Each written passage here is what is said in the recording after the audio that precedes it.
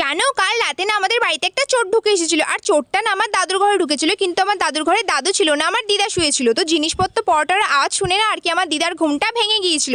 তারপর না আমার দিদা ওই চোরটাকে দেখতে পেয়ে বলছিল যে বাবা, তোমাকে তো দেখে কোনো ভদ্রবাড়ির ছেলে মনে হচ্ছে, তাহলে তুমি চুরি কেন করছো? নিশ্চয়ই তোমার এমন কোনো পরিস্থিতি রয়ে গেছে যার জন্য তুমি আর কি বাধ্য হয়ে চুরি করছো।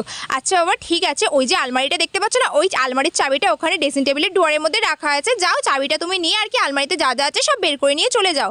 কিন্তু তার আগে তুমি আমার একটা প্রশ্নের উত্তর দাও। এক্ষুনি না আমি একটা স্বপ্ন দেখলাম, কিন্তু তার মানে বুঝতে পারছি না, তুমি তার মানেটা আমাকে বোঝাও। তো আমার দিদা তখন বললো, আমি না স্বপ্নতে দেখছিলাম যে আমি একটা মরুভূমিতে হারিয়ে গিয়েছি, আর ওই মরুভূমিতে না একটা চিল উড়ে উড়ে আমার কাছে এসে বলছে বাবু বাবু বাবু। তো পাশের ঘরে না আমার বাবা শুয়েছিল, তো আমার বাবা না আমার দিদার সাউন্ড শুনতে পেয়ে আর কি ছুটে আর কি আমার দাদুর ঘরে চলে এসেছিল। তারপরে আমার বাবা আর দাদু মিলে না চোরটাকে ভীষণ মার মেরেছিল। আমি না এখন বুঝতে পারলাম যে আমার দিদা না কতটা বেশি চালাক, আর কিভাবে ছোটবেলায় আর কি আমাকে বোকা বানিয়ে স্কুলে পাঠিয়ে দিত।